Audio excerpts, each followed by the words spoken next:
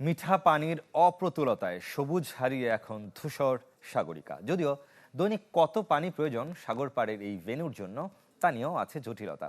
সেই রহস্য ভেদ করতে কিউরেটর টনি হ্যামিংকে চট্টগ্রামে পাঠিয়েছে বিসিবি। এনএসসির অনুমতি পেলে স্টেডিয়ামটির আধুনিকায়নেরও উদ্যোগ নিতে চায় অ্যাডহক কমিটি।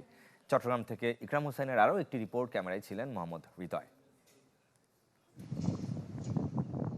সবুজ গালিচা এখন ধূসর রঙের দখলে। সাগরিকা স্টেডিয়াম দেখে মন খারাপ হবে ক্রিকেট প্রেমীদের। কেউ আবার বিভ্রান্ত হতে পারেন, তীব্র গরমের কারণেই বুঝি এমন বেহাল দশা। বাস্তবতা হলো স্টেডিয়ামটি সাগরের কোল ঘেঁষে হওয়ায় মাটির নিচ থেকেও নোনা পানি আসে।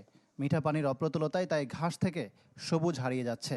চট্টগ্রাম ওয়াসা থেকে কেন পর্যাপ্ত পানি মিলছে না তা বিরাট প্রশ্ন। পানি নিয়ে জল ঘোলা কম হয়নি। ক্রিকেট বোর্ডের আগের কমিটির 2 পরিচালক এই নিয়ে বিবাদে জড়িয়েছিলেন। সময়ের সাথে সাথে দেখা দেয় নিত্য নতুন প্রয়োজন। রেডি থাকতে হয় প্রতি মুহূর্ত। তাই এলো ইনোভার, যেন আপনি লাইফে থাকেন রেডি প্রতিদিন। Innova, designed for now. Finance কমিটির দাবি ছিল দৈনিক 80,000 লিটার প্রয়োজন হলেও ফেসিলিটিস কমিটি তা দেখিয়েছে 4 লাখ লিটার। তামিম ইকবালের অ্যাডহক কমিটি আসল ঘটনা জানতে চট্টগ্রামে পাঠিয়েছে কিউরেটর টনি হ্যামিংকে।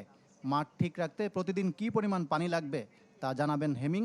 তার ভিত্তিতে ওয়াসা থেকে পানির উদ্যোগ নেবে গ্রাউন্ডস কমিটি। ও অনেক অভিজ্ঞ কিউরেটর, আপনারা জানেন, বিশ্বের সমাদৃত একজন কিউরেটর। ওকে বলছি চিটাগাং গেছে, আজকে উনি গতকালকে গিয়েছে এবং সে এই বিষয়টার পুরো তদারকি করবে। ইনশাল্লাহ উইদিন শর্ট টাইমে আপনি দেখবেন এই মাঠটা যে একটা আন্তর্জাতিক মাঠ সেটাতে আমরা নিয়ে আসবো। অন্য স্টেডিয়ামের মতো এটাও জাতীয় ক্রীড়া পরিষদের স্থাপনা।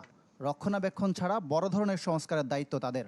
এনএসসির সাথে আলোচনা করে আধুনিকায়নের উদ্যোগ নিতে চায় বিসিবি। ইকরাম হোসাইন, চ্যানেল 24, চট্টগ্রাম।